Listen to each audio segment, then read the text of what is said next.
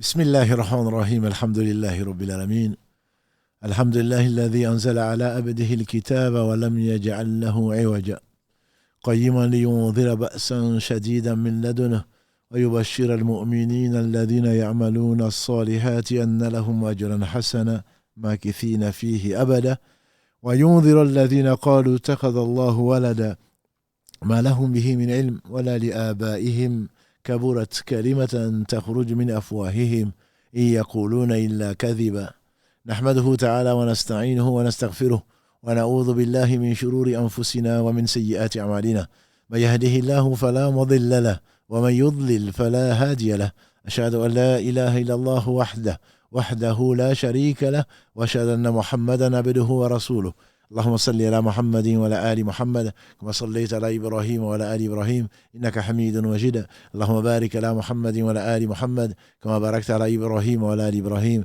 إنك حميد مجيد ورضى اللهم عن الخلفاء الراشدين والصحابة أجمعين ومن تبعهم بإحسان إلى يوم الدين أما بعد السلام عليكم ورحمة الله وبركاته. Mes sœurs, mes frères, les louanges, les remerciements, les éloges ne sièrent qu'aux dignes de louanges. Le premier qui n'a pas de début, le dernier qui n'a pas de fin, l'apparent, le dominant sur toute chose, le subtil, le bien informé, le parfait dans son essence, dans ses noms et attributs, et dans tous ses actes qui oscillent entre, d'une part, sa bienveillance, sa miséricorde, sa bonté, et d'autre part, sa justice, basée sur son omniscience et sa sagesse. Je veux nommer Allah, celui qui a créé les cieux et la terre sans besoin, celui qui par pure miséricorde a renvoyé à toutes ces créatures responsables, je veux nommer les djinns et les hommes, des livres contenant sa parole incréée, culminant par le Coran, dans lequel il a rassemblé tous les autres livres et qui s'est chargé de préserver et qu'est le meilleur garant. J'atteste donc que le seul digne d'adoration, son droit le plus absolu et exclusif. J'atteste ensuite de la véracité, de l'exemplarité, de la prophétie de son prophète Mohammed, le meilleur des hommes qu'Allah ait mis sur terre, qu'Allah bénisse ce prophète, sa famille, ses compagnons et tous ceux qui les auront suivis dans le droit chemin et nous fasse l'honneur d'en faire partie. Ensuite donc, soyez bienvenus dans ce jardin du paradis. On arrive aux portes d'une décade de ce mois béni, mois pendant lequel Allah a révélé le Coran, comme il le dit dans la sourate 2, verset 185. Shahru Ramadan alladhina unzila fihi al-Qur'an. Hudan linnas wa bayinat min al-huda wal furqan. C'est pendant le mois de Ramadan que le Coran a été révélé comme guidé pour les gens et critère de distinction entre le vrai et le faux. Et donc c'est le mois qu'il a choisi. Mois béni. Inna anzalnahu fi laylatin mubarakah, qui contient donc une nuit meilleure que 1000 mois, comme il le dit subhanahu wa ta'ala dans la sourate qui porte ce nom, et on reviendra dessus incha'Allah. Allah a choisi le Ramadan, il l'a béni. Les endroits bénis, c'est Allah qui les bénit. Et les 3 meilleurs endroits, le meilleur endroit étant la Mecque, qu'Allah a sanctifié, et le prophète sallallahu alayhi wa sallam a été inspiré, il a sanctifié, sacralisé Médine, et Allah auparavant avait envoyé et béni Jérusalem, Quds, où il a envoyé un certain nombre de prophètes, pour ne pas dire les prophètes des Banu Israël. Qu'Allah les bénisse tous. Allah, c'est lui qui bénit le temps. Il a béni des nuits, et la meilleure de ces nuits de l'année est certainement la nuit du Qadr, sur lequel on reviendra, Inch'Allah, et pendant lequel Allah a révélé son livre, dans lequel il n'y a point de tortuosité, qui est un guide pour les pieux.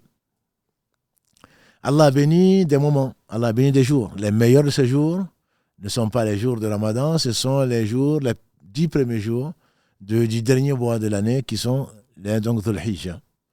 Néanmoins, rentrant dans ce mois béni de Ramadan, ce qui amène même un peu de tristesse dans la mesure où 2 décades sont déjà passées, ou presque.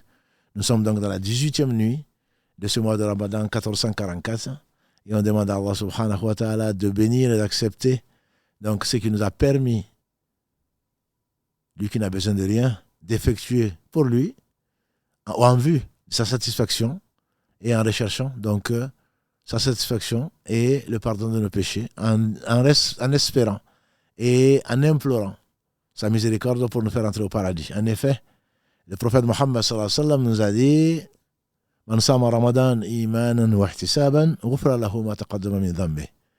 Celui qui jeûne le mois de Ramadan avec foi et espoir de la récompense, ses péchés antérieurs lui seront pardonnés. On a parlé de péchés véniels et on ne va pas revenir dessus. Pour les péchés majeurs, il n'y a pas de petits péchés, mais pour les péchés majeurs, il faut les conditions qui ont fait l'objet donc de notre premier épisode d'investissement durable.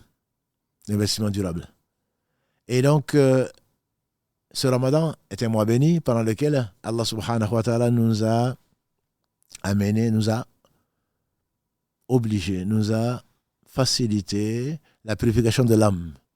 En effet, Ibn Qayyim, quand il fasse miséricorde, il disait en substance, l'âme aime beaucoup de choses, parmi lesquelles 4 ou 5 choses qui sont les accès même de Satan. Satan l'utilise comme monture, notamment la nourriture, la boisson. Le sexe en fait partie, la parole, la fréquentation, la langue. On en a un peu parlé, mais on reviendra dessus, Inch'Allah. Au travers donc du jeûne du mois de Ramadan, Allah nous amène à la purification de l'âme, puisque ne remonte à Allah subhanahu wa ta'ala que ce qui est pur. Allah est pur, il n'accepte que ce qui est pur. Par conséquent, la purification de l'âme, c'est l'un des objectifs du jeûne du mois de Ramadan, comme démontré par sa pratique, par les pieux prédécesseurs de cette communauté et avant. Dans le verset 183 de la sourate Al-Baqarah, Allah dit Ya ayyuhalladhina amanu kutiba alaykumus siyamu kama kutiba ala alladhina min qablikum la'allakum tattaqun. Ô vous, les porteurs de la foi, le jeûne vous a été prescrit comme il a été prescrit à vos prédécesseurs afin que vous atteigniez la piété. Or, la piété, justement, c'est la purification de l'âme pour l'amener à ce que l'âme n'aime pas, l'obéissance à Allah, le sage, le miséricordieux, espérant sa récompense et s'éloigner de la désobéissance en craignant son châtiment. Et donc, pour le faire, il faut que l'âme soit purifiée, que l'âme soit domptée. Et en effet, le jeûne, c'est le meilleur des moyens, puisque Allah l'a prescrit aux prédécesseurs comme à nous. Par conséquent, par cela, Allah subhanahu wa ta'ala restreint les entrées de Satan, notamment en nous privant de la nourriture, de la boisson, et donc des instincts, donc pour lesquels, certainement, la prédisposition de l'homme amène forcément à la satisfaction de ses instincts. Et donc, Allah subhanahu wa ta'ala, au travers du jeûne, nous permet de commencer à purifier l'âme. La première décade est passée, la deuxième est prête à passer, mais on sait que le meilleur est devant. C'est pour cela que les frères, si Mohammed et Karim, qu'Allah les bénisse, présents et contribuant donc à ce live, nous ont proposé donc de parler des 10 derniers jours de Ramadan. Qui dit 10 derniers jours de Ramadan, les Arabes, quand ils voulaient parler de la nuit, ils parlaient en même temps du jour. C'est comme ça qu'on explique entre autres le serment d'Allah subhanahu wa ta'ala dans la sourate L'aube, wal fajri wa layalin ashra, par le fajr, par l'aube et par les nuits, 10 nuits. Et Ibn Kathir, quand il fasse miséricorde, il disait les 10 nuits, quand les Arabes voulaient partir des jours, ils parlaient des nuits. Et en réalité, là, une des explications, c'est les 10 meilleurs jours de l'année, les 10 premiers jours du dernier mois de l'année, de Dhul Hijjah. Donc là, quand nous parlons des 10 derniers jours, on parle des 10 dernières nuits également, qui sont les meilleures nuits de l'année, parce qu'elles comportent un jour qui vaut plus que 1000 mois. Et donc Allah subhanahu wa ta'ala a été miséricordieux. Et Allah l'a mis dans la dernière décade. Et la sagesse en est que quand on donne le salaire se donne à la fin du mois en général.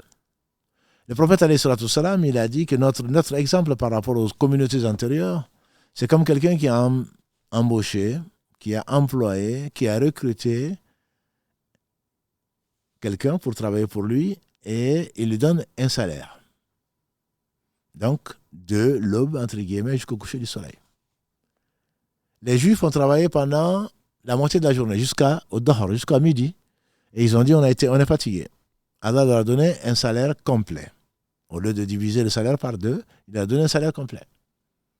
Il a engagé les Nazaréens, qu'on appelle aujourd'hui les chrétiens, de travailler la moitié qui reste, de midi jusqu'au coucher du soleil, et ils seront récompensés par un salaire complet. Ils ont travaillé jusqu'au Asr, la moitié donc de l'après-midi, et ils ont dit nous sommes fatigués. Et Allah leur a donné un salaire par la moitié, un salaire complet. Ensuite, il a engagé cette communauté qui est celle de Mohammed sallallahu alayhi wa sallam. Il nous a dit de travailler donc le quart de la journée, du Asr jusqu'au Maghreb, et on a travaillé, Allah nous a donné un double salaire. Un double salaire, et les deux autres communautés antérieures ont dit, mais comment se fait-il qu'ils ont travaillé qu'un quart de journée et tu leur as donné doublement? Allah leur a dit, est-ce que vous avez été lésés? Un a travaillé la moitié de la journée, il a eu un salaire complet. L'autre a travaillé le quart de la journée et il a eu un salaire complet. Et la dernière communauté a travaillé, donc un quart de la journée, a eu un salaire complet, donc qui est là, le double salaire. Et le prophète sallallahu alayhi wa sallam a dit, voilà une faveur d'Allah qu'il accorde à qui il veut. Et en effet, il a toujours été compatissant, miséricordieux, généreux, notamment vis-à-vis de cette dernière des communautés, qui sera la première qui rentrera au paradis, Inch'Allah. Donc, le salaire se donne à la fin du mois. Et Allah distingue ceux qui se précipitent, ceux qui au début jeûnent, au début font des efforts, par rapport à ceux qui se reposent, qui se disent fatigués. Et c'est pour un temps très compté. C'est pour cela que celui qui sait, Ibn Qayyim, quand il fasse miséricorde, il disait en particulier, n'est béni de ta vie comme le moment où tu as adoré Allah subhanahu wa ta'ala. Autant dans la prière, tu n'es récompensé qu'au moment où tu es concentré dans la prière. Comme l'a dit le prophète sallallahu alayhi wa sallam, chacun d'entre vous gagne de sa prière la moitié, le tiers, le quart jusqu'au 10e. C'est là où on est présent dans la prière. Autant dans ta vie, pauvre de nous, on a vraiment gagné de la vie qu'au moment où on a adoré Allah subhanahu wa ta'ala, l'adoration étant définie par le fait, c'est tout ce que, toutes les œuvres du cœur, de la langue et des membres que Allah aime et agrée. Et donc, il n'y a pas que la prière, le jeûne, le pèlerinage, la zakat, etc. Il y a également tout ce que l'on fait pour Allah subhanahu wa ta'ala, y compris dans les relations conjugales, comme l'a dit le prophète sallallahu alayhi wa sallam. L'adoration, c'est tout. Tout est adoration si effectivement la personne vise par là l'amour d'Allah subhanahu wa ta'ala et sa satisfaction. Donc le fait qu'on ait pu, grâce à Allah, passer presque les deux premières décades, c'est une faveur d'Allah sur nous, mais ce n'est pas la fin, au contraire. On a été armés, si effectivement il y a eu les graisses qui ont brûlé, il reste encore beaucoup. On a beaucoup trop mangé. Maintenant, peut-être qu'on va ressentir un peu plus de faim, un peu plus de soif, qu'avant, on aura peut-être encore plus de mérite. Mais parce que nous sommes convaincus que Allah, sa promesse est vraie, on ne saurait se fatiguer ou renoncer au salaire. On ne va pas faire comme d'autres en disant nous sommes fatigués. Au contraire. Au contraire, c'est maintenant, je dirais, qu'on doit retrousser encore plus les manches pour aller de l'avant parce que la fin est proche. L'issue est proche et la délivrance est proche. La délivrance est proche. Donc, si ce jeûne, les deux premières décades, si par là, on a senti un peu d'amélioration dans nos comportements, parce que l'important n'est pas ce que l'homme dit de sa foi, c'est ce que sa foi fait de l'homme. Si nous avons effectivement été moins nerveux, nous avons été plus généreux, nous avons eu un meilleur comportement, on peut espérer que ce que Allah subhanahu wa ta'ala a promis, il nous l'a appliqué dans la mesure où nous avons été sincères et que Allah subhanahu wa ta'ala parfasse donc c'est bien fait sur nous et sur la communauté de Mohammed sallallahu alayhi wa sallam. Mais si ce n'est pas le cas, il reste encore le meilleur, qui est donc vers la fin, qui est la dernière décade, les 10 derniers jours. Les 10 derniers jours, notre mère Aïcha, qu'elle a l'agré, dans ce qui a été rapporté par l'imam al-Bukhari, qu'elle lui fasse miséricorde, ainsi qu'à tous nos savants, disait que quand les 10 derniers jours du mois de Ramadan arrivent, le prophète sallallahu alayhi wa sallam redoublait d'efforts. Ce n'est pas des efforts continus, mais il redoublait d'efforts. Il l'attachait à son pagne. On dit que c'est une façon pudique de dire qu'il n'avait plus de relation conjugale avec ses épouses et il réveillait sa famille. Donc, jour et nuit, le prophète sallallahu alayhi wa sallam redoublait encore d'efforts et Allah sait qui ne s'est pas ennuyé. Allah sait qu'il a fait le meilleur, il a tout donné à Allah subhanahu wa ta'ala grâce à Allah et pour Allah. Mais malgré cela, il ne s'est pas contenté en disant « je fais du bien, je reste là. Je reste là et donc je vais jusqu'au bout. » Non. Il a préféré faire encore beaucoup plus d'efforts. Les versions des hadiths sont nombreuses, mais pour dire qu'il réveillait sa famille pour les 10 dernières nuits, et notamment les nuits impaires, qu'on verra Inch'Allah. Donc Allah subhanahu wa ta'ala a voulu que celui qui a goûté à la chose ne puisse pas revenir en arrière. L'imam Ibn Taymiyyah, qu'Allah fasse miséricorde, dit que Allah est reconnaissant. Ça, c'est un de ses noms, Ash-Shakur. Allah est Shakur. Il est reconnaissant. On n'a rien fait pour Allah sans qu'il te récompense dans ce bas monde avant l'au-delà.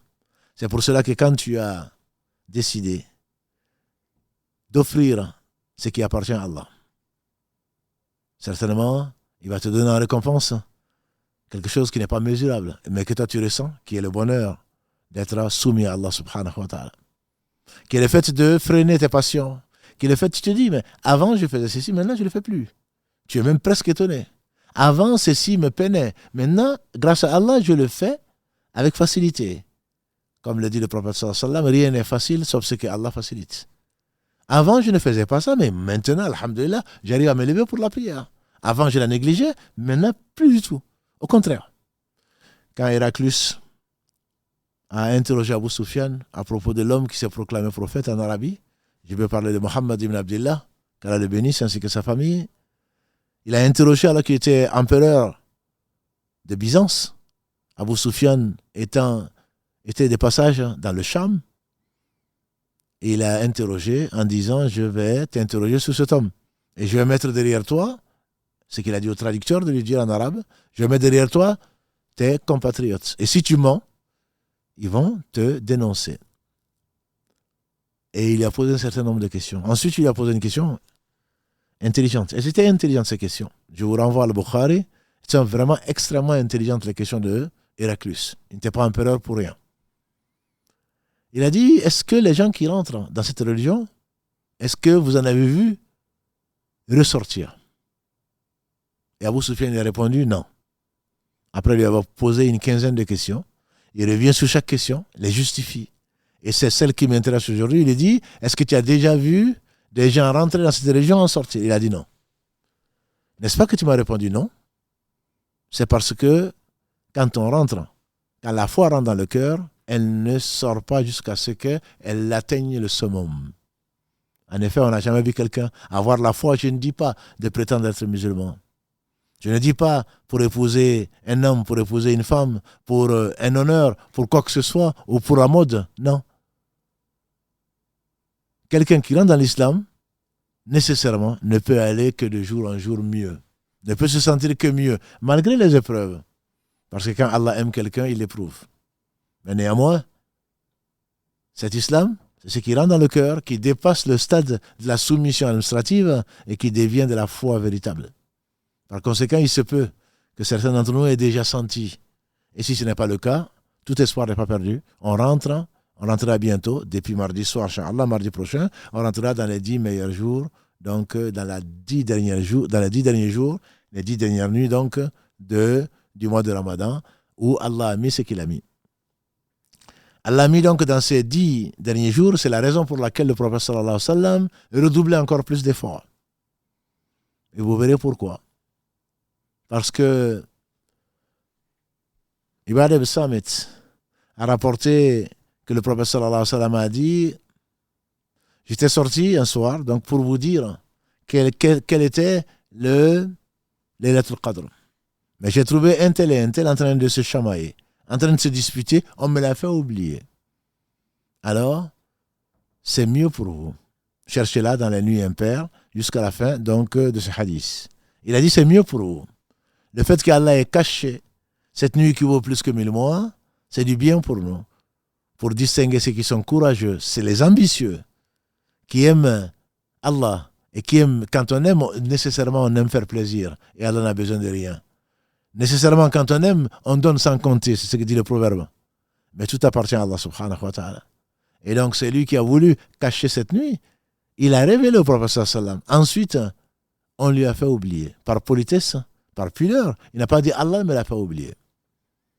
L'oubli et le reste, on l'attribue à Satan, alors que tout le bien, on l'attribue à Allah subhanahu wa ta'ala. Mais même Satan ne saurait décider de quoi que ce soit. On ne voudrait que si Allah le veut. Et donc, si Allah a voulu que le prophète sallallahu alayhi wa sallam oublie, il a dit c'est du bien pour vous. C'est-à-dire, Allah ne fait que le meilleur. S'il l'a fait ainsi, c'est pour vous donner encore plus. C'est pour vous rapprocher encore plus. Allah nous aurait dit que c'est le 27e, comme la 27e nuit, comme beaucoup le pensent. Et malheureusement, comme beaucoup y croient, les mosquées se vident à partir de la 27e nuit. Certains ne viennent à la mosquée que la 27e nuit. Ils ont perdu la 21e, la 23e, la 25e et la 29e parmi les nuits impaires. Et Allah seul sait où il a situé les nuits impaires. Et donc le fait qu'Allah ait caché la nuit du destin qui vaut plus que 1000 mois, très certainement c'est du bien pour nous. Le prophète alayhi salatu wassalam, qui connaissait son Seigneur, qui l'aimait le plus, qui priait au point que ses pieds étaient enflés, quand Allah a révélé ce qu'il a révélé, Inna anzalnahu fi laylatul qadr, sourate 97. Nous l'avons envoyé dans la nuit du Qadr. Qu'est-ce que c'est que le Qadr? Allah demande d'ailleurs, Wa ma adraka ma laylatul qadr. Qui te dira qu'est-ce que c'est que laylatul qadr? Il dit laylatul qadr khayrun min alfi shahr. Cette nuit du Qadr vaut mieux que 1000 mois. Et cette nuit donc, qui est laylatul qadr, qadra en arabe, qaddara, qadra, la même racine, c'est l'honneur, c'est la détermination, c'est le poids, c'est que ça vise, c'est que ça représente, c'est quelque chose d'honorifique, quelque chose d'énorme. Je lui donne de la place, je lui donne de la valeur. C'est pour cela que parfois on traduit la nuit de la valeur. La nuit de la détermination également. Qaddara une chose, c'est déterminer une chose. Et c'est également synonyme de destin. Donc tous ces noms ne viennent que compléter, comme le dit le cheikh Mohammed Al-Thaymin, quand dans l'explication du Coran, les sens sont complémentaires et ne sont pas contradictoires, on prend tous les sens possibles. On prend tous les sens, on les rajoute, et Allah a mis la conclusion du discours dans la parole du prophète sallam et également dans sa parole subhanahu wa ta'ala.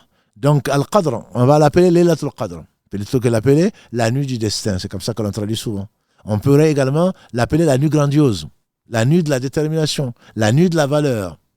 Allah a dit donc, nous l'avons envoyé, c'est-à-dire le Coran, fi laylatul qadr, dans une nuit de valeur, dans la nuit de la destinée, on appelle.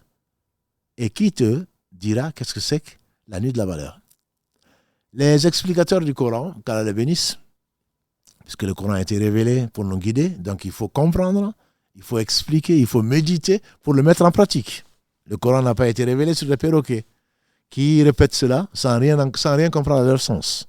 C'est pour cela que quand on ne comprend pas l'arabe, on se doit quand même de prendre l'explication des sens du Coran, au moins pour savoir qu'est-ce qu'Allah a voulu par là. Parce qu'on connaît l'essence du Coran. Allah est arrivé dans un arabe clair. Il n'y a pas de mots. Autrement, ce serait de la futilité. Quand Allah a révélé une chose, c'est pour qu'on le comprenne. S'il a révélé, il a choisi l'arabe, c'est pour que les Arabes et ceux qui veulent comprendre comprennent le Coran a été, par le Coran, le sens du Coran a été traduit dans toutes les langues du monde qu'Allah a créées. Parce que c'est lui qui a tout créé. Et Allah te demande, qui te dira, ya Muhammad, qu'est-ce que c'est la nuit de l'Qadr? Et les savants, donc explicateurs du Coran, les mufassiroun, ils disent, quand Allah te demande Wama adraka, et qui te fera connaître, c'est qu'il va te donner l'explication. Al-Qariyatu mal-Qariya, Wama adraka mal-Qariya. Al-Haqqatu mal-Haqqatu, Wama adraka mal-Haqqa. Quand Allah te dit qui te le fera connaître, c'est qu'il va te le dire. Par contre, s'agissant de la fin du monde, de l'heure, il dit au prophète sallam, Wama yudrik, qu'est-ce que tu en sais? C'est-à-dire qu'il ne va pas le lui dire. Allah seul sait quand ce sera la fin du monde. Je ferme la parenthèse donc en disant Wama adraka ma laylatul qadr. Laylatul qadr khayrun min alfi shahr. La nuit de la valeur, la nuit de qadr vaut mieux que 1000 mois. Une faveur accordée par Allah subhanahu wa ta'ala à cette communauté, qui n'a pas été accordée à une autre communauté. Certains explicateurs ils disent en réalité que quand Allah révèle, entre autres, qu'il a accordé à Noé est resté, Noé, alayhi salam, 950 années avec son peuple. On sait que les centenaires, au mieux, ils ont du mal déjà, c'est la sérénité. Ils ont déjà du mal à se rappeler. Je ne parle pas de l'Alzheimer, je ne parle pas d'autre chose, très faible, et ils n'attendent pratiquement que la mort, très faible. Ceux qui atteignent les 100 ans sont peu nombreux, malgré l'espérance de vie, comme il l'appelle. Et donc, quelque part, on se dit, mais ceux qui ont vécu 950 années, voire plus, comment est-ce qu'on peut les atteindre? Parce qu'on est ambitieux, parce qu'on doit être ambitieux. Et comme si Allah consolait cette communauté dont l'âge moyen, a dit le prophète sallam, est entre 60 ans et 70 ans. L'âge moyen de ma communauté est entre 60 et 70 ans. Donc comment est-ce qu'on peut atteindre la valeur ou les œuvres des gens qui ont vécu combien de fois plus? Au moins 10 fois plus. Et donc, surtout sachant que quelqu'un qui a vécu 60 ans, il a passé un tiers de son temps à dormir. C'est-à-dire, quelqu'un, pas un gros dormeur, 8 heures par jour, il a perdu 20 ans en train de dormir quand il a eu 60 ans. Et donc, Allah nous donne une nuit. En une seule nuit, Allah dit que c'est meilleur que 1000 mois. 1000 mois, les calculateurs disent que ça représente 83 années et quelques. Et que celui qui a vécu 20 années en train de rechercher l'être Qadr, celui-là, c'est comme s'il avait vécu 1666 années. 1666 années. Et il n'y a que Allah subhanahu wa ta'ala pour accorder cette faveur. Et ça, c'est en une nuit. Et le reste du temps, Allah a voulu que les actes, les œuvres, qui nous rapprochent de sa satisfaction, de son agrément, sont également nombreuses. Mais que cette nuit-là qui vaut plus que 1000 mois. J'ai également lu une explication qui est peu commune, mais qui est bonne à citer. C'est qu'il y a un savant qui disait, contemporain, que 1000 chez les Arabes, ça veut dire sans compter. 1000, quand les Arabes disent alf, c'est quelque chose qui est innombrable. C'est-à-dire qu'on ne peut pas compter. Si c'est le cas, ça veut dire que c'est bien plus que 83 années et quelques d'adoration. Et Allah seul sait. Toujours est-il que parce que Allah a révélé ce cadeau qu'il a accordé à la communauté du prophète sallam, alors le prophète sallam, quand cette sourate a été révélée, il a décidé de faire l'i'tikaf. L'i'tikaf, c'est la retraite spirituelle. Rentrer dans la mosquée avec des conditions, une mosquée où on fait le vendredi, et n'en sortir que vraiment par besoin impérieux, que l'on ne peut pas faire autrement, mais pas pour visiter, même pour faire du bien, même pour donner à manger à quelqu'un, même pour visiter un malade, même pour l'enterrement de son frère, on n'a pas à sortir. On rentre, on fait l'i'tikaf et le prophète sallam a recherché, c'est-à-dire en pratique, consacrer toute sa vie, comme si c'était pour concrétiser ce verset de la sourate 6, verset 162, où Allah dit, Qul ya Muhammad, dit au Muhammad, Inna salati wa nusuki wa mahyai wa mamati lillahi rabbil alamin. Dis à Muhammad sallallahu alayhi wa sallam, ma prière, mes actes de dévotion, ma vie, ma mort appartiennent à Allah. Et que je me consacre exclusivement à Allah. Il était bien sûr toujours en compagnie d'Allah, toujours dans son rappel. Mais, comme le dit Ibn Qayyim rahimahullah, et qu'on a cité au début, la nourriture, la boisson, les paroles, le regard, la fréquentation, même si tu jeûnes, tu diminueras l'entrée de Satan par la nourriture, par la boisson. Mais il te reste encore. Tu vas t'occuper, tu vas travailler dans la journée, tu vas regarder, et on a dit que l'œil est insatiable. Tu vas parler, tu ne cesseras pas de parler. Un organe qui ne se fatigue pas. Et tu vas fréquenter les gens. Tout ceci va t'éloigner d'Allah.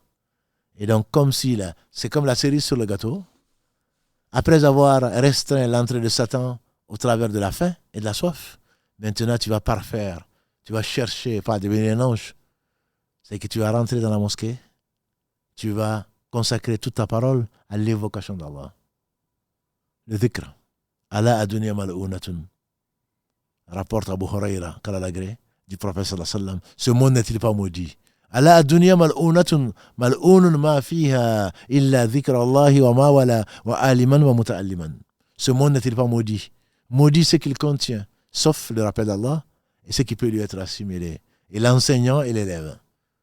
Donc ça veut dire que dans l'évocation, là tu vas rentrer, tu ne vas parler que d'Allah. Tu vas lire ce qui a été révélé pendant le mois, donc pendant la nuit de Qadr, qui est le Coran, qui est la parole incréée d'Allah subhanahu wa ta'ala, est révélée sur le cœur du prophète sallallahu alayhi wa sallam en langue arabe par l'intermédiaire de l'ange Gabriel, qui sert d'adoration dans la prière, que Allah a conservé, etc. jusqu'à la fin de la définition qu'en donnent les savants. La parole d'Allah, qui est la vérité elle-même, tu vas consacrer donc ton temps à faire ça, ou alors à la louange d'Allah. La lecture du Coran, c'est certainement le meilleur dhikr en temps normal. Plus l'évocation d'Allah, subhanallah, alhamdulillah, la ilaha illallah, Allahu akbar, wa la hawla, wa la quwwata illa billah, wa salatu wa salam ala rasulillah. Donc toutes les évocations possibles, sans oublier les invocations. Allah se fâche contre celui qui ne l'invoque pas.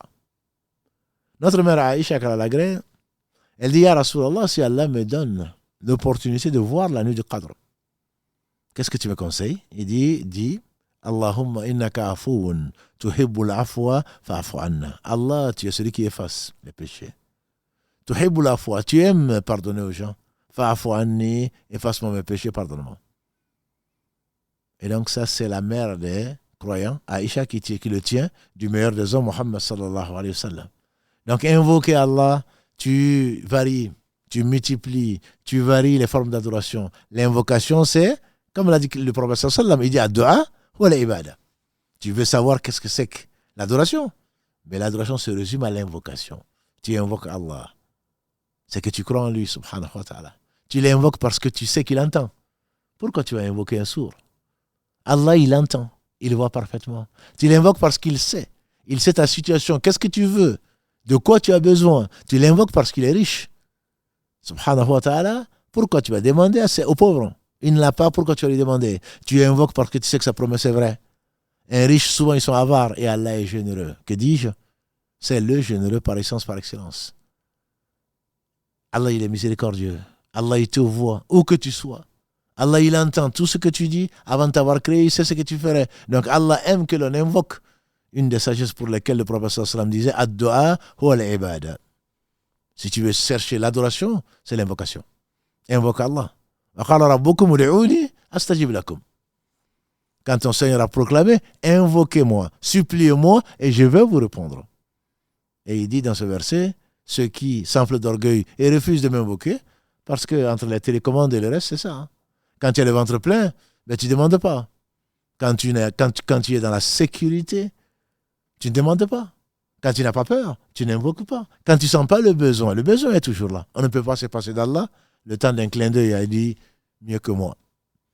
Mais c'est quand tu es dans la difficulté, quand tu sens que ton âme va sortir, quand tu sens le besoin d'Allah, parce qu'on a toujours besoin d'Allah, c'est à ce moment-là que tu deviens sincère. Et Allah aime ces moments-là. C'est pour cela, peut-être même, qu'il éprouve les gens qu'il aime.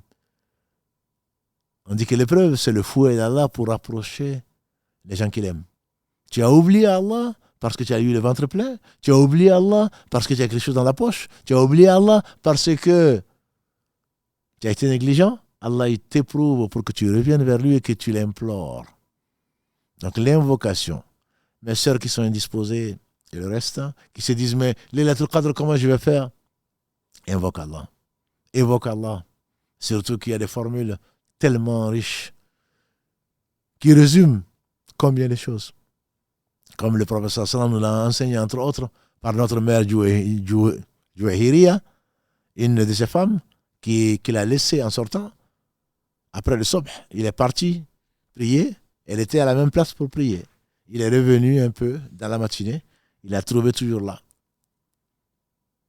Il dit, qu'est-ce que tu fais là? Elle dit, depuis que tu es parti, je suis en train d'évoquer Allah, le zikr. Et il lui a dit, alayhi salatu salam, quand je t'ai quitté, j'ai dit 4 mots, 3 fois. C'est mieux que tout ce que tu as dit. J'ai dit, subhanallah wa bihamdihi, adada khalqihi, wa rida nafsihi, wa zinata arshihi, wa midada kalimati. Louange, gloire à Allah, et par sa louange suffit. Adada khalqihi, autant de ses créatures. Et bien sûr, Allah seul sait ce qu'il a créé. Et c'est lui qui a tout créé. Allah dit dans la sourate 37, verset 96, dans la bouche d'Ibrahim, Wallahu khalaqakum wa ma ta'malun. Ce n'est pas seulement ce que tu vois. C'est Allah qui vous a créé et ce que vous faites. C'est-à-dire que nos gestes, nos moindres gestes, depuis la réflexion, la méditation, jusqu'à plus, c'est Allah qui les crée, autrement on ne serait incapable de le faire. Ne vois-tu pas que le mort, ou celui qui dort, il est incapable de tout. S'il bouge, s'il rit, s'il pleure, c'est bien parce que Allah lui a donné la vie pour le faire. Et c'est Allah qui ordonne et n'arrive que ce qu'il veut. Et donc, à ce moment-là, tu te rends compte que c'est une évocation extraordinaire. Adada khalqihi, wa rida nafsihi, jusqu'à ce que mon Seigneur soit satisfait. Wa zinata arshihi, jusqu'à autant que pèse son trône. Le trône est, vous l'avez certainement entendu aujourd'hui, dans la vidéo et celle de demain, Inch'Allah, le trône, c'est la créature la plus énorme qui est au-dessus des 7 cieux, qui est au-dessus du kursi. Le trône, c'est la créature la plus énorme. Tu dis autant que pèse, louange, gloire à Allah, autant que pèse son trône. Wa midada kalimati, et louange, gloire à Allah, autant que existent ses paroles. Or, Allah dit, Qul, dans la fin de la sourate 18, قل لو كان البحر مدادا لكلمات ربي لنفد البحر قبل أن تنفد كلمات ربي ولو جئنا بمثله مددا. Dis-leur, ya Muhammad, si la mer devait servir d'encre pour écrire les paroles de mon Seigneur, la mer tarirait, même si on appelait une autre mer en renfort. Donc Allah seul sait. Voilà des mots concis qui pèsent énormément dans la balance, comme l'a dit le prophète sallam, Subhanallah wa bihamdihi, Subhanallah al-azim. Kalimatan, khafifatan ala al-lisan, habibatan ala al-rahman, thaqilatan ala al-mizan, habibatan ala al-rahman. 2 mots légers sur la langue, qui sont aimés du miséricordieux et qui sont lourds dans la balance. Par conséquent, on doit évoquer Allah, c'est ça. C'est ça la vie, c'est ça l'adoration. Tout est maudit sauf l'évocation d'Allah. Ce qui peut te rappeler depuis la contemplation jusqu'à la formulation dans ton cœur d'abord et ensuite par la langue. Et donc ta langue va être, quand quelqu'un lui a demandé, Ya Rasulallah, les choses de l'islam à faire sont nombreuses. Indique-moi une chose sur laquelle je vais me concentrer, qui me suffirait. Il a dit que ta langue ne cesse d'évoquer Allah, qu'elle ne soit pas sèche par l'évocation d'Allah. Il a dit le dhikr, c'est ce qui est mieux pour vous que l'or et l'argent, qui est le plus aimé d'Allah subhanahu wa ta'ala. Donc le dhikr, c'est pas seulement la langue, c'est surtout le cœur. Ça se manifeste par la langue, c'est encore mieux. Et donc c'est la méditation, c'est l'évocation d'Allah en soi-même. Wala takunu kalladhina nasullah. Ne soyez pas comme ceux qui ont oublié Allah. Allah a fait qu'ils sont oubliés eux-mêmes. Voilà les pervers. Oublier Allah, c'est s'oublier soi-même. C'est oublier son intérêt dans ce bas monde et surtout dans l'au-delà. Et par conséquent, voilà une chose qu'il ne faut pas négliger. Et c'est l'une des sagesses pour lesquelles on rentre. On fait l'atikaf, la retraite spirituelle, l'évocation, l'invocation, la lecture du Coran, les prières. Le prophète sallam priait, surtout la nuit, le dernier tiers de la nuit. Il priait. Dans la journée, on peut le faire. Mais quand la journée, tu ne peux pas le faire, c'est généralement parce que tu n'as pas le temps. C'est parce que tu n'es pas concentré, parce que tu as beaucoup de choses à faire. Alors que quand tu rentres dans l'atikaf, pour faire ça, ça rassemble tout ça. Mais qu'est-ce que c'est que l'atikaf? C'est la retraite spirituelle. Donc, on rentre dans une des mosquées, avec des choses interdites comme tout préliminaire d'actes sexuels, comme l'a dit subhanahu wa ta'ala, wala tubashiruhunna wa antum akifuna fil masajid. Et ne les approchez pas vos épouses, alors que vous êtes en retraite spirituelle dans les mosquées. Wa antum akifuna fil masajid. Les mosquées, la plupart des savants disent, la majorité disent, que dans n'importe quelle mosquée où on peut faire, célébrer la prière du vendredi, parce qu'elle est obligatoire pour les hommes, saints de corps, saints d'esprit, qui sont résidents, elle est obligatoire. Donc on ne va pas le faire dans une mosquée ou chez soi, comme certains le disent, je parle des hommes en tout cas. Et donc, qu'est-ce que tu vas faire? Tu vas le faire dans toutes les mosquées, c'est l'avis général dans les 10 derniers jours. Le prophète sallallahu alayhi wa sallam jusqu'à sa mort faisait l'i'tikaf les 10 derniers jours dans sa mosquée. Et la dernière année de sa vie, il a fait l'i'tikaf 20 jours. Ce que je disais donc, c'est à cause de Laylatul Qadr, la recherche. Il est rentré les 10 premiers jours dans sa mosquée. Et les gens, bien sûr les compagnons voulant l'imiter, sont rentrés avec lui. Et ensuite, il est sorti, donc après 10 jours. Il a rencontré l'ange Gabriel, alayhi salam, qui était envoyé par son Seigneur, et le nôtre, qui lui a dit, ce que tu cherchais à Mohammed, c'est après. C'est la nuit du destin que tu cherches, c'est après. Donc il est rentré, à nouveau, il a dit, ceux qui sont restés avec moi les 10 premiers jours, qu'ils rentrent avec moi. Il est rentré donc du 10 ou du 11 jusqu'au 20. Et ensuite il est sorti le 21e jour. Il a rencontré à nouveau l'ange Gabriel qui lui a dit, ce que tu cherches, c'est après. Ce que tu cherches, c'est après. Et donc il a dit, j'étais rentré pour faire ceci, ceux qui sont rentrés avec moi, qu'ils rentrent à nouveau. Donc ils sont rentrés cette année-là, il a fait l'i'tikaf pendant 30 jours. Il dit, je me suis vu en rêve, comme il a dit sallallahu alayhi wa sallam, puisqu'on a dit, on lui a enlevé, il a oublié quand c'était, je me suis vu en rêve, dans cette nuit-là, en train de me prosterner dans la boue. Et comme vous le savez, les mosquées n'étaient pas, c'était fait leur toit était fait de branches de palmiers ou d'autres, et quand il pleuvait, donc il y a de l'eau qui passait au travers, donc des malfaçons entre guillemets, par le toit. Et je me suis vu en rêve en train de me prosterner dans la boue et dans la pluie. Celui qui, Abu Saïd al-Khudri Kalalagré, dans ce qui a été rapporté par l'imam al-Bukhari, qui raconte ce récit, il a dit, cette nuit il a plu. La nuit, il a plu, du 20e jour à la 21e jour, il a plu.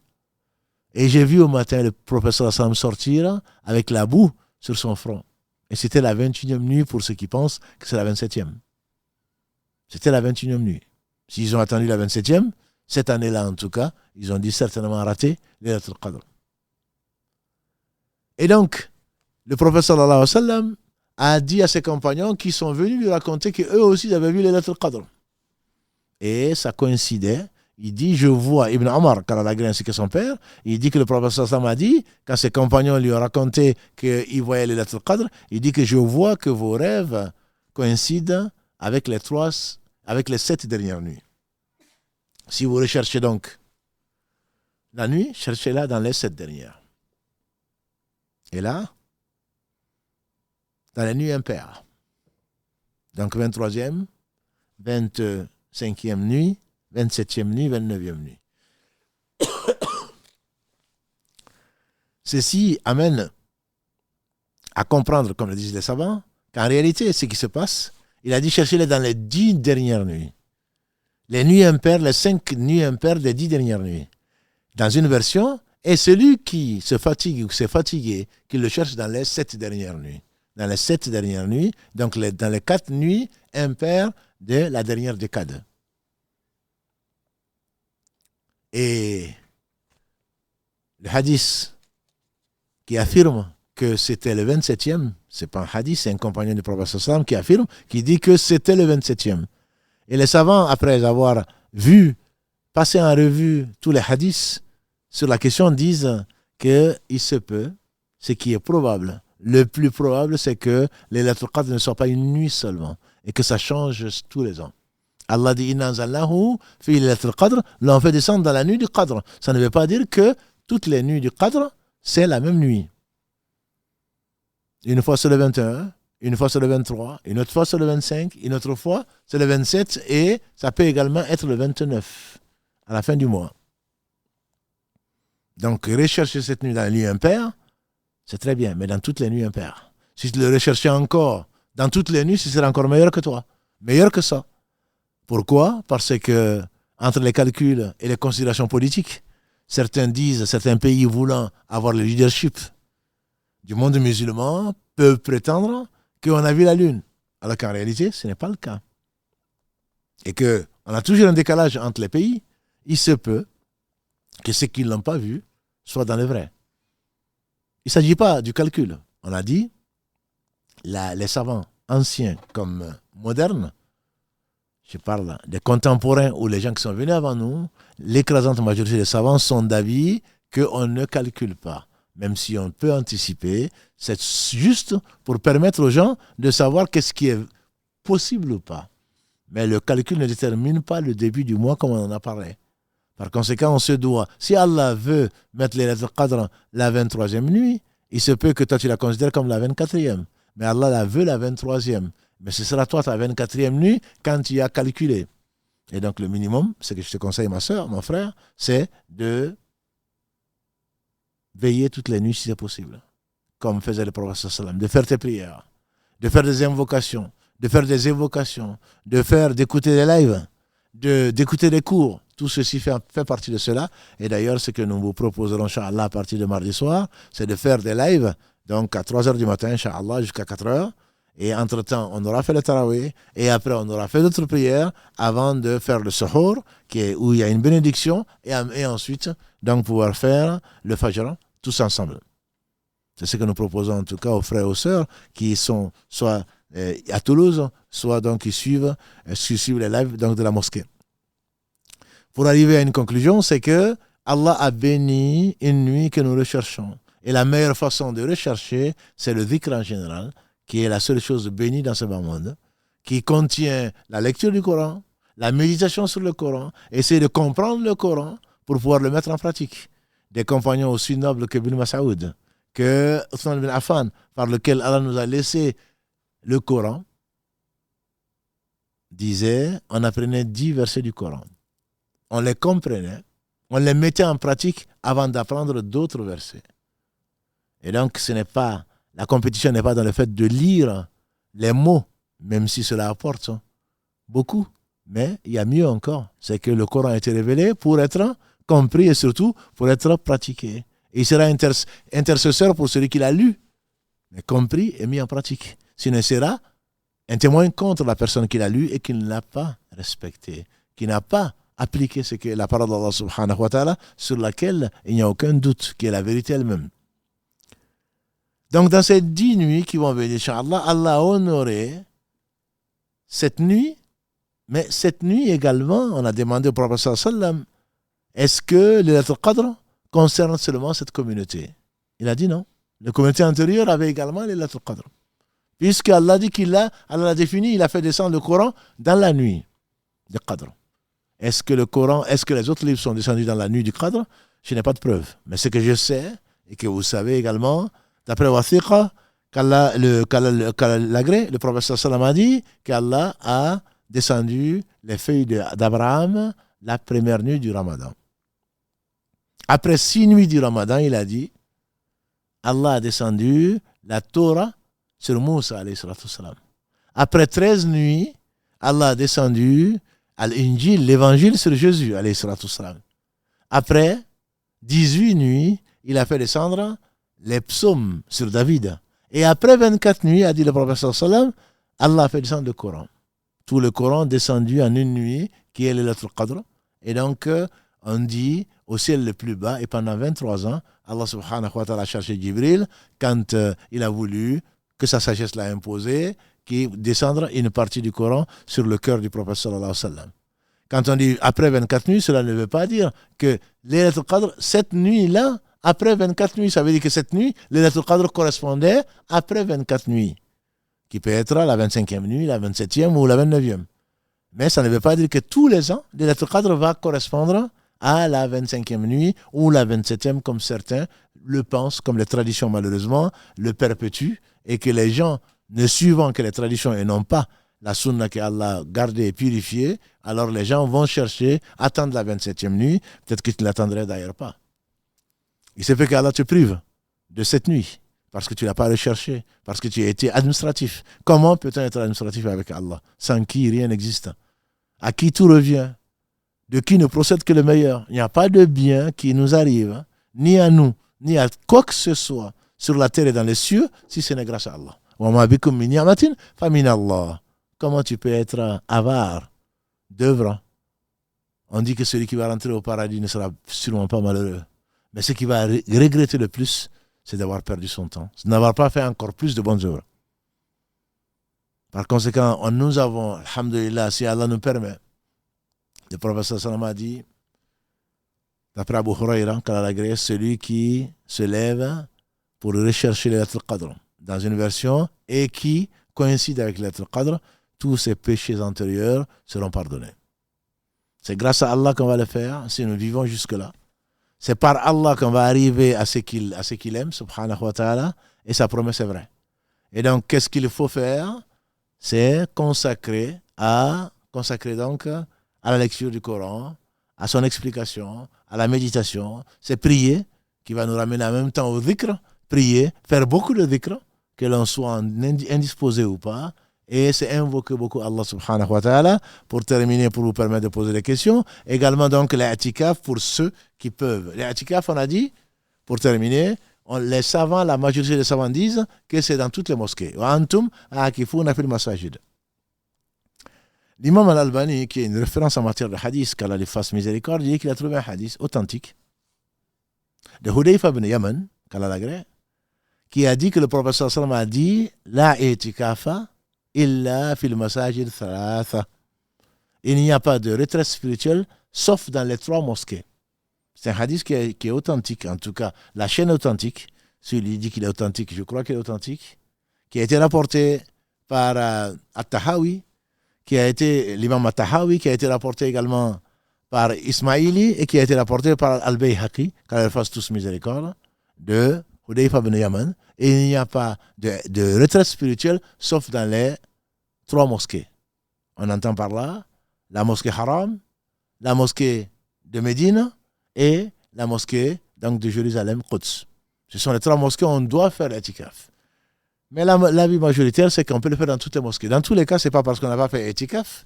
Il faut garder cet esprit d'itikaf. Et si on était à Médine ou à la Mecque ou à Quds, on l'aurait fait. Il se peut qu'Allah nous inscrive là le salaire entier. Et de surcroît, il faut garder cet esprit d'itikaf. C'est-à-dire pendant les 10 dernières nuits, pendant les 10 derniers jours, il faut se consacrer comme si on était dans une mosquée, plus de relations, on coupe les réseaux sociaux entre guillemets, sauf le live bien sûr. On coupe ses relations avec pratiquement tout le monde et on se consacre à l'évocation d'Allah dans la meilleure des formes est la lecture du Coran et la prière. Si on peut prendre sur ses congés payés, on le fait en ne multipliant que parce que c'est les meilleures nuits. Quand on peut l'éveiller, il faut l'éveiller. Que l'on soit indisposé ou pas, que l'on soit préoccupé ou pas, on va se retirer de ce monde, on va purifier son âme pour qu'enfin, à la fin du mois de Ramadan, Allah dise, j'ai pardonné à mon serviteur toutes ses fautes. Les anges descendent dans cette nuit et descendent avec min kulli tanazalul malaikatu warruhu bi'idni rabbihim min kulli amr.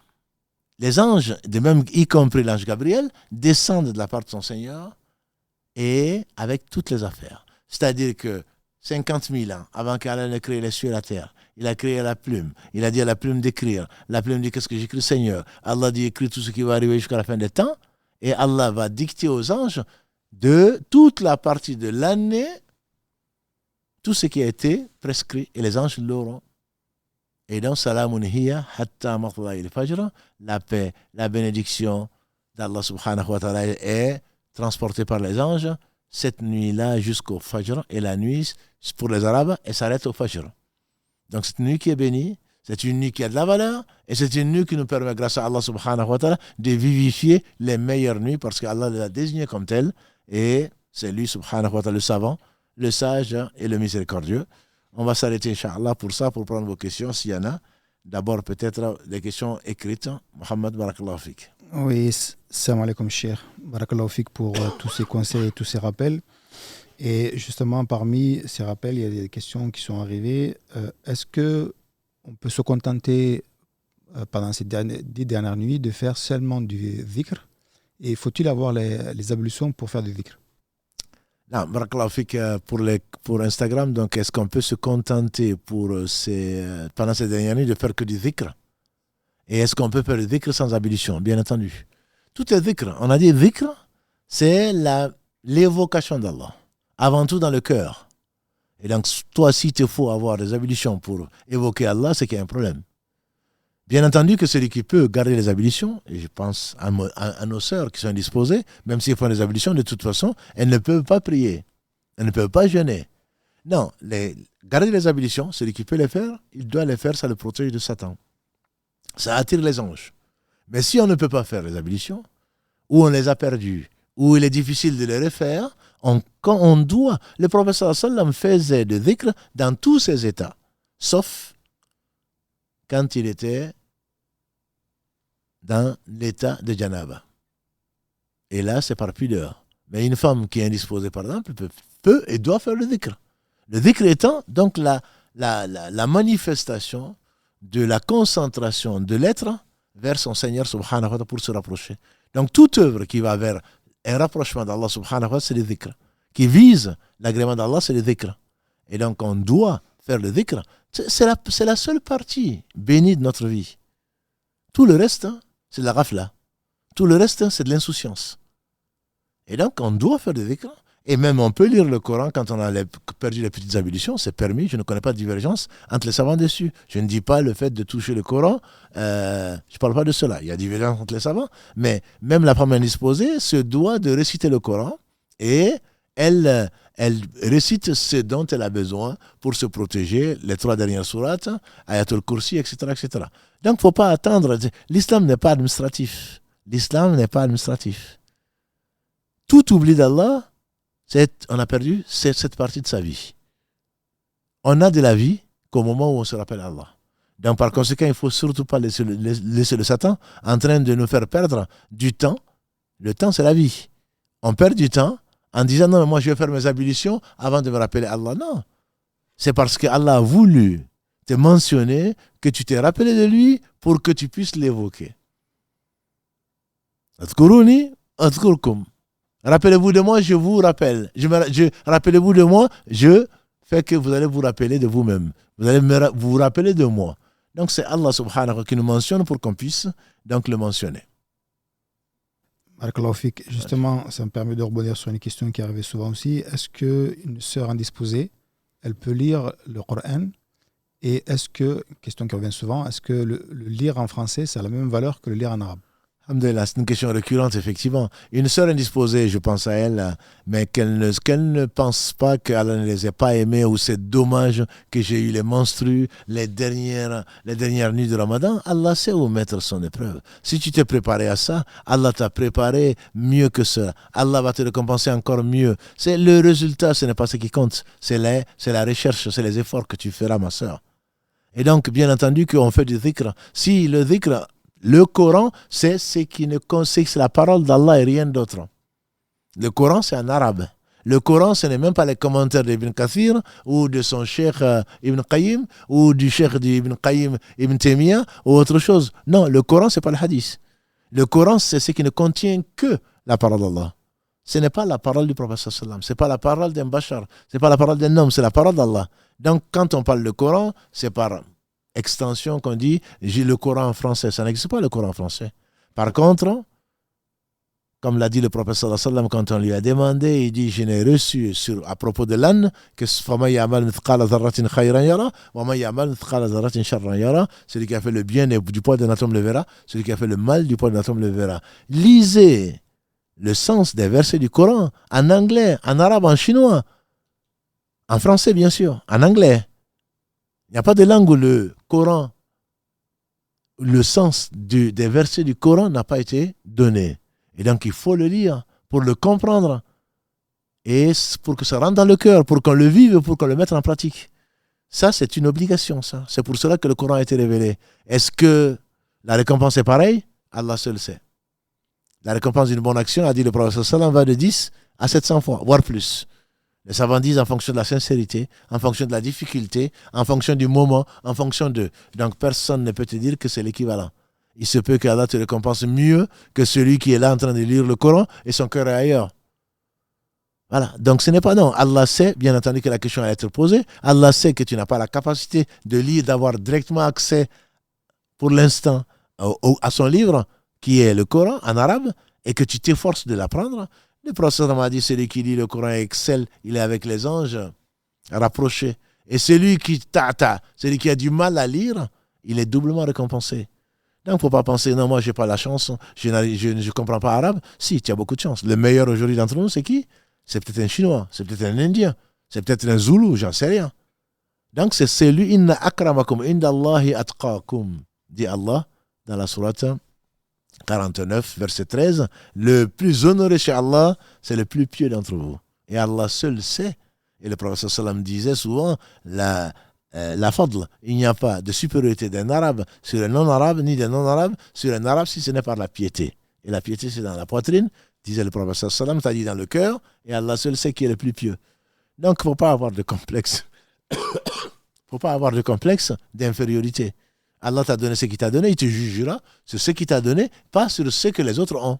Chacun d'entre nous, il y a un barème, chacun d'entre nous a son barème particulier, Allah n'est pas injuste. Et donc, moi, je conseille à tous mes frères, à toutes mes sœurs surtout, de multiplier le dhikr, de ne pas avoir de complexe. Ce n'est pas parce que tu ne comprends pas arabe. Je te conseille, il est bien entendu, que la parole d'Allah incréée, la dernière des formes, c'est le Coran et c'est en langue arabe. Que tu apprennes l'arabe, ne serait-ce que pour réciter, pour comprendre, ce serait mieux pour toi que le chameau. C'est évident. Mais en attendant, je te conseille de ne pas te décourager et de lire les sens, et de le comprendre, et de les vivre, et de les mettre en pratique. Justement, Cheikh, dans cette ligne-là, est-ce qu'on peut dire une personne qui ne connaît pas beaucoup de sourates, elle connaît par exemple que la Fatiha, elle peut se permettre de prier qu'avec la Fatiha? Est-ce qu'une personne qui connaît que la Fatiha, elle peut prier qu'avec la Fatiha? Même une personne qui vient de se convertir, comme tu sais, Mohammed, quelqu'un qui vient de se convertir, qui ne connaissait, c'est pas parce qu'il était arabe qu'il connaissait la Fatiha, il faut l'apprendre, même en arabe. Quelqu'un qui vient de se convertir, le prophète m'a dit qu'il doit prier quand même.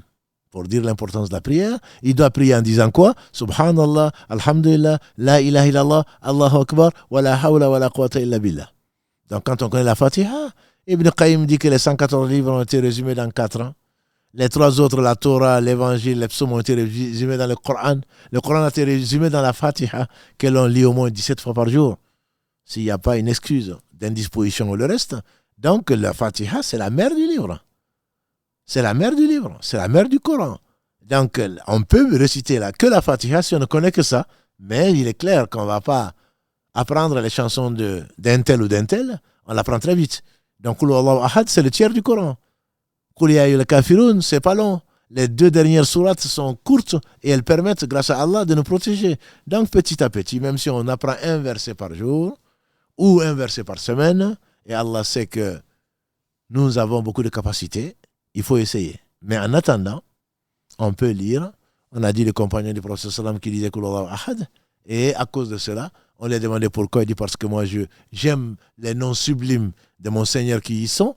Le prophète sallam a dit annoncez-lui qu'à cause de son amour pour cette sourate, Allah l'aime.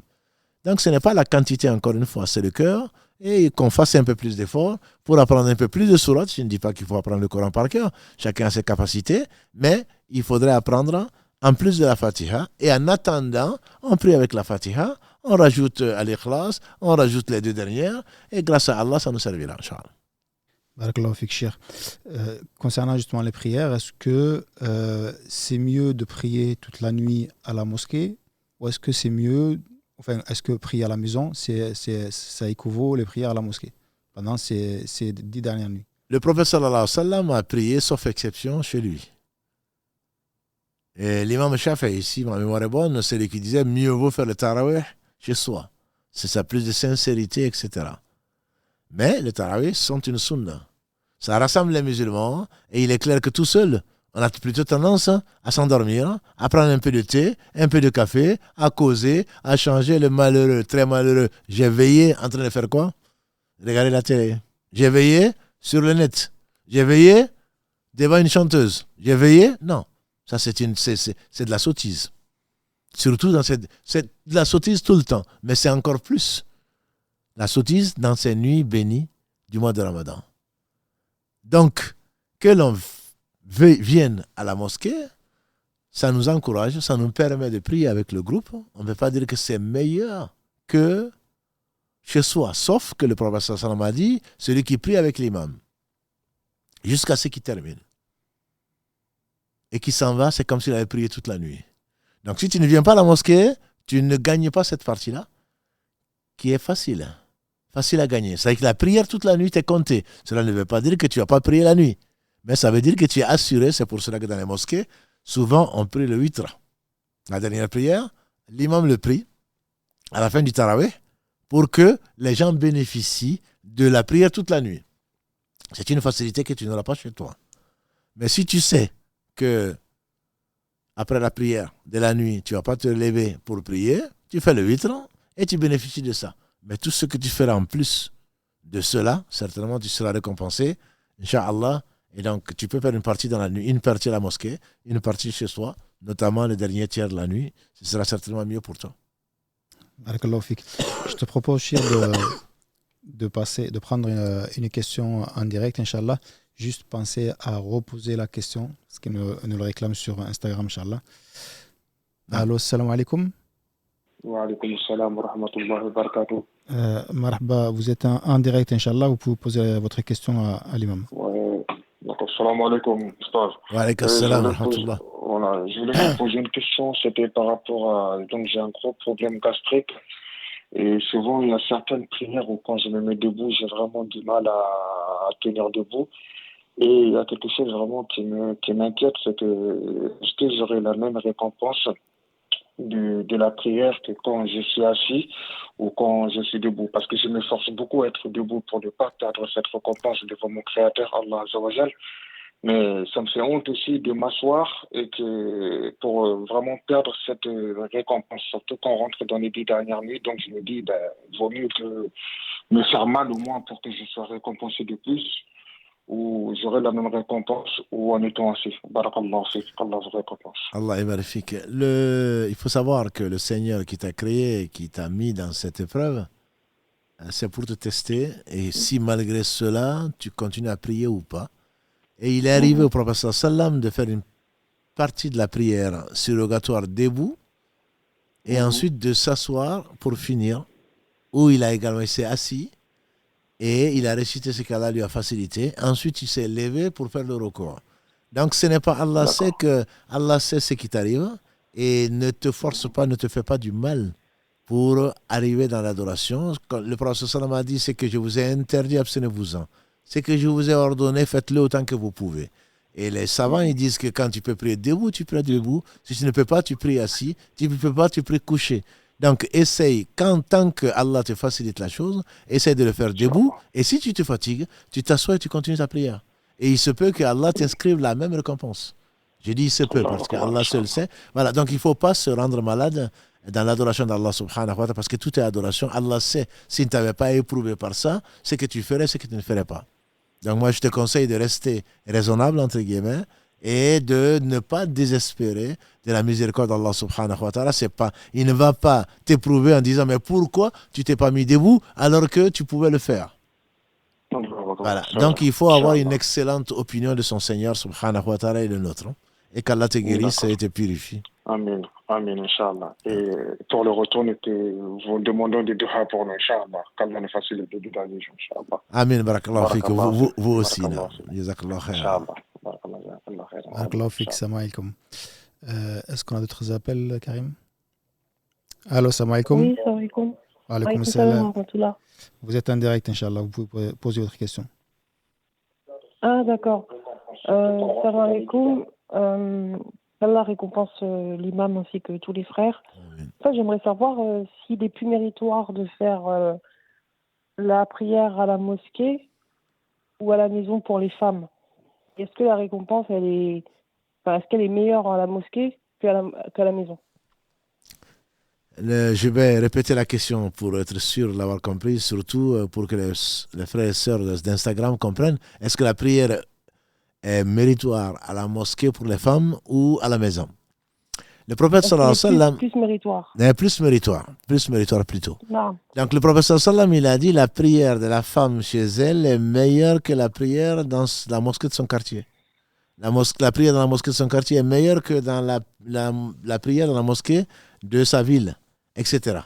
Donc de façon absolue ou générale, la prière de la mosquée d'une femme chez elle est bien mieux chez elle qu'à la mosquée. Ça, c'est le principe général. Mais si elle sait qu'elle risque de, entre les enfants et le reste et les préoccupations, elle n'arrivera pas à prier, ou qu'elle va pour écouter à la fois des cours, etc., les femmes du prophète sallallahu alayhi wa sallam, qui sont les meilleures d'entre vous, elles venaient à la mosquée, y compris la prière du Fajr et la prière du Isha. Les tarawih, entre guillemets, à la mort du prophète sallallahu alayhi wa sallam, elles le faisaient également. Donc il n'y a pas, on ne peut pas dire de façon absolue, mais en général, celles qui restent chez elles, craignant la fitna, craignant les séditions, surtout en France ou ailleurs, la nuit, etc., elles craignent pour sa sécurité ou autre chose, c'est mieux pour elles de prier chez elles. Et de façon générale, elle peut espérer même d'être encore plus récompensée que si elle venait prier à la maison. Là, il n'y a pas de doute dessus. Maintenant, si elle veut accompagner son mari, elle veut accompagner son père ou son frère, ou parce qu'elle a envie, elle se sent plus concentrée à la mosquée, je lui dis, si la sécurité le lui permet, qu'elle vienne à la mosquée, parce que ce qu'on recherche dans la prière, c'est la concentration. Ce n'est pas la quantité, ce n'est pas pour se fatiguer. Ce qu'on cherche, c'est vraiment la concentration. Il y a des moments extraordinaires que Allah fait vivre à certains, que ce soit à la mosquée ou ailleurs, qui sont inoubliables. Et donc, si c'est là où elle arrive à se concentrer, le mieux, c'est qu'elle vienne là où elle peut se concentrer. D'accord, j'aurais juste une dernière question pour ne pas prendre de votre temps. En fait, je suis un petit peu frustrée parce que j'ai des enfants en bas âge et j'aurais aimé pouvoir veiller toute une nuit, mais ça va pas être possible parce que je sais que mon dernier, il risque de me réveiller à 7 heures. Est-ce que je peux être récompensée par rapport à l'intention si j'avais eu la possibilité? Je l'aurais fait, mais je ne pourrais pas parce qu'à un moment donné, il faudrait que je dorme. Est-ce que je serais quand même récompensée par rapport à ça? Donc les mères, une mère qui pose la question de savoir si elle sera récompensée comme si elle pouvait veiller toute la nuit alors qu'elle sait qu'il y a au moins le dernier qui l'empêchera. Donc, pour des raisons que l'on peut comprendre, il faut bien qu'elle dorme, etc. Est-ce que la récompense? Tu peux espérer sur la récompense, ma soeur, et qu'Allah bénisse nos mères, parce que Allah seul sait combien elles ont souffert pour nous. Par conséquent, si rien ne t'empêche, le prophète alayhi salatu wassalam nous a dit, quand il était à Tabouk, entre autres, il n'y a pas un mont que nous gravissons, ni un fleuve que nous traversons sans que des gens restés à Médine, elles ont la même récompense. Et ils ont dit, mais comment cela? Il dit, parce que rien ne les a empêchés de venir qu'une excuse. Donc on peut l'espérer pour toi et pour toutes nos mères, parce qu'elles s'occupent de l'essence même de sa société, qui sont les enfants. Donc ta responsabilité, c'est de veiller sur tes enfants. Et si toi tu le fais, il se peut que tu aies la même récompense que ton mari, voire plus encore que cela, parce que tu es en train d'adorer Allah. C'est une forme d'adoration. Si tu ne sois pas frustré pour ça. C'est pour ça qu'il faut connaître son Seigneur. Quand tu connais ton Seigneur, tu ne peux que l'aimer. Il t'a évité ce que nous, c'est par quoi il nous a éprouvés. Nous les hommes, on se doit de faire toutes les prières, si possible, à la mosquée. Bien sûr, si on n'est pas loin, si on est voisin de la mosquée, si on a la capacité de le faire, la prière de l'homme doit être à la mosquée. Quant à toi, tu peux avoir la même récompense, voire plus, en restant chez toi. Il ne faut pas être frustré. Pourquoi tu vas te comparer aux hommes? Tu es une femme, et une femme peut être meilleure qu'un homme peut être meilleur qu'une femme. Et donc, il n'y a pas, ce n'est pas une question de sexe. Allah sait dans quelle épreuve tu es, avec tes enfants, qu'Allah les bénisse, et dans quelle épreuve nous sommes. Et donc, simplement, sois sincère. Parce que le jour où tu n'auras plus cet enfant-là, tu vas presque le regretter quand tu vas grandir. Le jour où tu n'auras pas cet enfant-là, est-ce que tu vas veiller quand même? Donc fais attention. Ah oui, Allah sait que si je n'avais pas cet enfant, j'aurais fait ceci. Mais quand tu ne l'auras pas, à ce moment-là, il faudrait vraiment que tu sois sincère. Et Allah sait si tu l'es ou pas, je ne doute pas de ta sincérité. Ce n'est pas à moi de te juger. Simplement, ne te précipite pas en disant que s'il n'y avait pas eu ceci, j'aurais fait cela. Demande à Allah subhanahu wa ta'ala de te récompenser, invoque-le et il se peut que ta récompense soit complète et entière.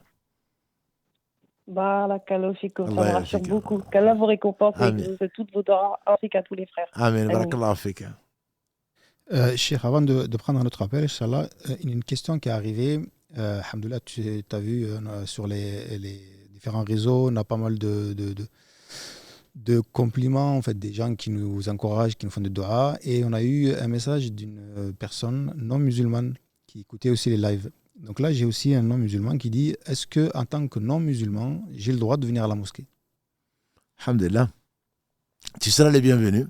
Ça dépend pourquoi. Si tu viens pour des raisons artistiques, pour voir l'architecture arabe, ben, tu auras la récompense. Si tu viens pour découvrir ce qu'Allah a fait d'une catégorie de ces populations et que tu les admires, tu auras la récompense. Peut-être même qu'Allah va te guider vers l'islam.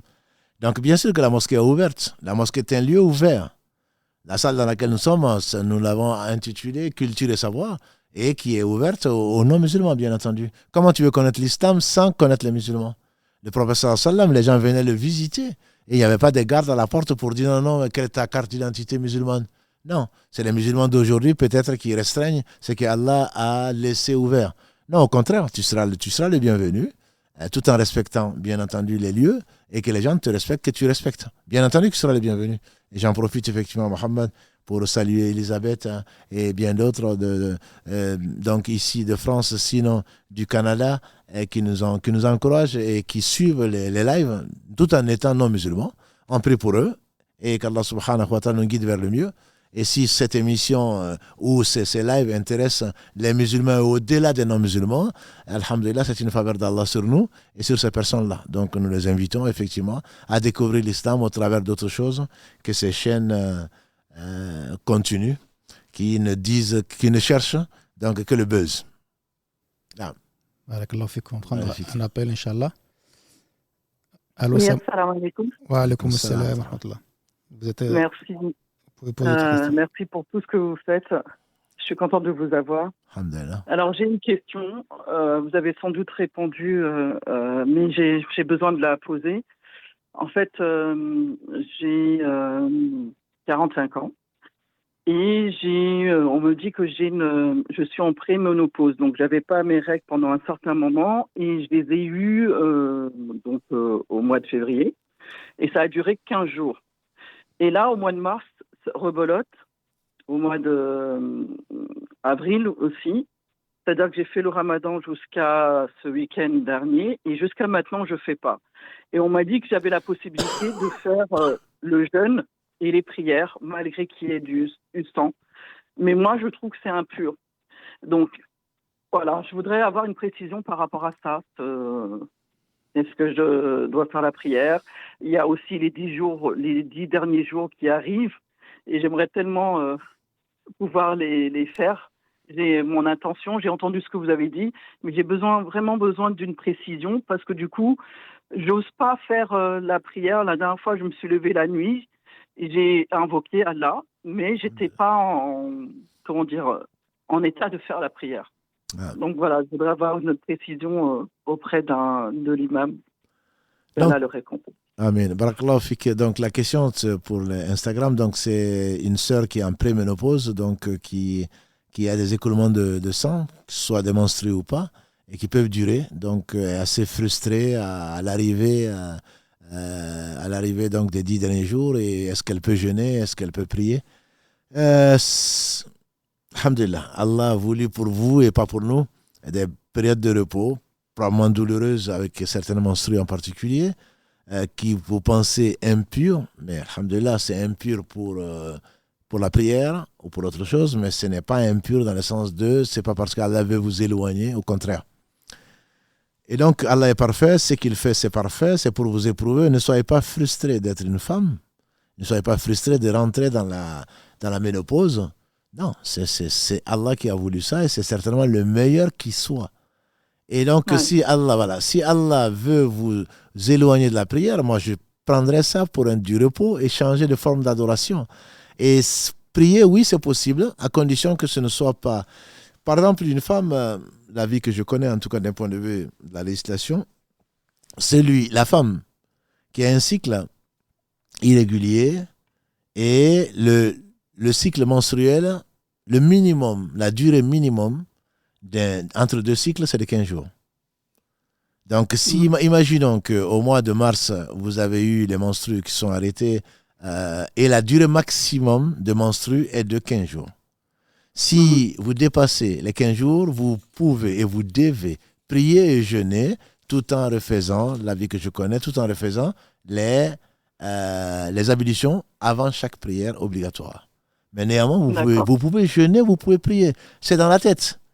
Ce qui sort, vous n'avez rien cherché, si vous voulez. Ça, c'est naturel. Et si, par exemple, à cause de moyens de contraception, qui est le saignement ou qui est autre chose, on connaît la raison. La gynécologue va vous dire certainement, c'est normal, ce ne sont pas des règles. Tant que vous avez la preuve que ce ne sont pas des règles, vous ne désobéissez pas à Allah. Et donc, vous pouvez jeûner, vous devez prier, vous devez jeûner si vous n'êtes pas malade, et il n'y a absolument aucun mal. Il n'y a aucun mal, parce que Allah sait, il vous a éprouvé par ça, pour votre bien, et comment vous allez réagir. Vous trouvez ça sale ou impur, mais c'est Allah qui définit l'impureté et la pureté. Donc, il vous éprouve, mais ce n'est pas pour autant qu'il ne vous aime pas ou que vous n'aurez pas la récompense. Rassurez-vous et ne soyez pas frustrés. La frustration vient certainement de Satan. Vous savez que vous avez un Seigneur qui est parfait, qui nous a créé de la meilleure des façons. Nous, les hommes, nous n'avons pas de menstrues. Vous en avez. Ce n'est pas pratique pour vous, mais je vous assure que vous n'avez pas la même responsabilité que nous. Je pense qu'il y a beaucoup d'hommes qui auraient peut-être aimé avoir des menstrues, mais ce ne sera jamais le cas. Mais Dieu en a décrété ainsi. D'accord. Donc, c'est à partir au-delà des 15 jours que je peux faire les prières et le jeûne, alors. Au-delà des 15 jours que vous pouvez faire les prières et le jeûne, si ce ne sont pas pour des raisons, entre guillemets, hormonales.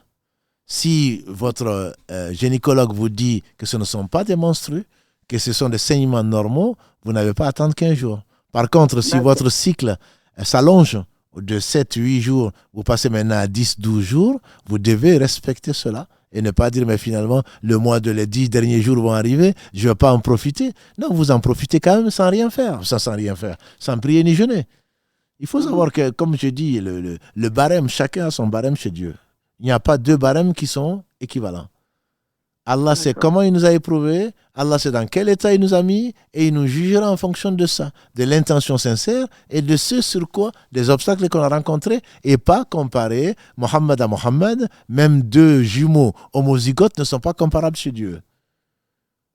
Voilà. Donc chacun est un individu, chacun sera jugé individuellement en fonction de ce que Dieu sait, comme il sait tout.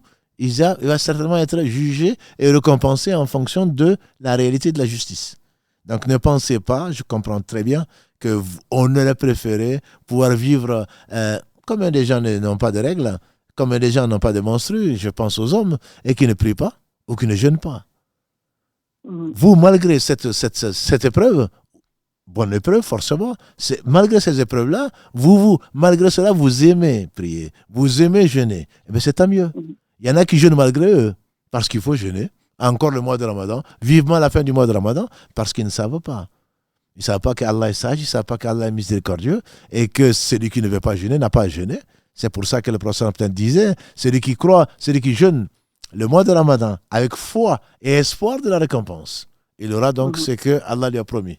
Mais celui qui n'aime pas le jeûne, il se peut que sa récompense soit nulle. Merci beaucoup. Avec plaisir. Barakallahu fik. Karim, une autre question. Assalamu alaikum. Wa alaikum salam wa rahmatullah. J'avais une question par rapport à la Umrah de la femme. Est-ce qu'il est autorisé pour une femme de se rendre à la Umrah sans marham? Donc la question que vous posez, ma sœur, c'est est-ce que l'islam autorise la femme de faire la Umrah sans mahram? Alors, le conjoint n'est pas apte à aller à ce moment-là. Sans mahram, oui. C'est-à-dire que c'est d'aller seul ou dans un groupe, comme c'est souvent vendu sur Internet et dans les agences. En réalité, en tout cas, les 4 écoles. Les 4 écoles suivent le hadith du prophète sallam qui dit une femme qui croit en Allah et au jour du jugement dernier ne doit pas voyager sans mahram pour 1 jour et 1 nuit, dans une version 2 jours et 2 nuits, dans une version 3 jours et 3 nuits.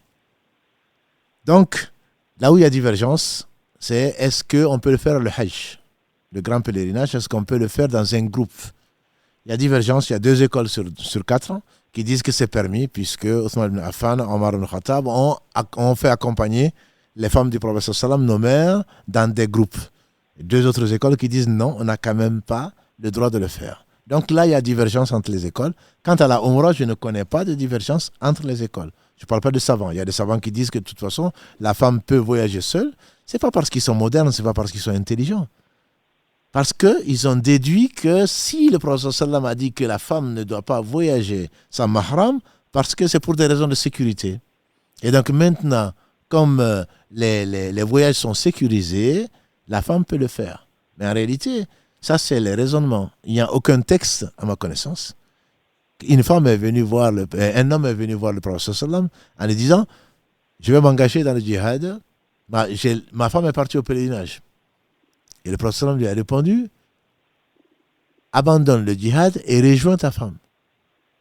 Donc, il y a des savants, individuellement, qui ont des avis qui vont à l'encontre de l'avis des écoles, qui disent non, il n'y a pas de non, moi ma compréhension est que qu'Allah le fasse miséricorde et qu'Allah les récompense pour les efforts qu'ils font, mais ça ne correspond pas à l'avis des 4 écoles. Pour la Umrah, pour autre que le Hajj. Le Hajj, il y a divergence dessus. Mais pour la Umrah, ça ne correspond pas. Donc les agences de voyage profitent entre guillemets de cette fatwa de individuels. Oui, certains savants disent que c'est permis. Effectivement. Mais quand on prend l'avis des écoles, non, c'est pas permis d'aller même en groupe faire la Umrah, même si c'est pour faire du bien. Or, quand il y a un doute, une divergence entre je fais du bien, mais il se peut qu'il ce soit le mal, le réflexe et ce que conseille l'islam, c'est de ne pas faire. Quand on craint, et ne serait-ce que le hadith du prophète sallam, da'ama yuribuk, il a mal à yuribuk. Le prophète sallam, c'est un petit-fils qui rapporte ce hadith, qui est dans les 40 d'An-Nawawi, Al-Hassan ibn Ali, qui disait, j'ai entendu le prophète dit, abandonne ce qui te met dans un doute pour ce qui ne t'y met pas. Ça veut dire quoi? L'imam Albani, qu'Allah lui fasse miséricorde, à Arafat, le jour de Arafat, celui qui jeûne à Arafat, comme vous le savez, il a la récompense, s'il le fait pour Allah bien sûr, ses péchés de 2 ans sont pardonnés. 1 an avant, 1 an après. Et Arafat tombait un jour, un samedi. Il n'a pas jeûné, ça je l'ai écouté de mes propres oreilles, il n'a pas jeûné, et il dit en plus, parce que le prophète dans un hadith, qui est très discuté aussi, qui dit, ne jeûnez pas le samedi, sauf si il est dans votre mois, c'est-à-dire le mois de Ramadan. Et rompez le jeûne le samedi, même si vous devez mâcher des racines de vigne. Il se base sur ce hadith-là en disant que on ne doit pas jeûner le jour de Arafat si c'est un samedi. En dehors du Ramadan, on ne doit pas jeûner. Il dit en plus de ça, non seulement je mange, mais en plus de ça, j'espère la récompense. Moi, faire la Umrah gratuitement, ça m'intéresse. Je vous assure, si on me dit, tu pars pas, l'année dernière, des gens se sont préparés pour aller au Hajj. Ensuite, les autorités saoudiennes ont changé les conditions, etc. etc. Je n'ai pas pu, comme beaucoup d'autres, qui étaient frustrés.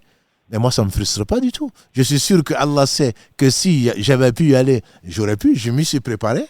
Et finalement, je n'ai pas été. Mais je compte sur la récompense d'Allah. Si on veut faire la Umrah, à moins que ce soit pour du tourisme, si on veut faire la Umrah, et qu'on ne peut pas parce que son mari ne peut pas, ou son père ne peut pas, ou son frère ne peut pas, on n'a pas de beau-père pour le faire, nos fils, nos enfants ne sont pas assez grands, mais moi je me dis, Allah sait, et il va me donner la récompense. Je ne sais pas pourquoi les gens sont aussi administratifs. Honnêtement, je ne comprends pas. Si vous voulez vraiment le faire, et que vous n'êtes pas en condition, même pour le Hajj, qu'est-ce que dit Allah? Liman istata ilayhi sabila.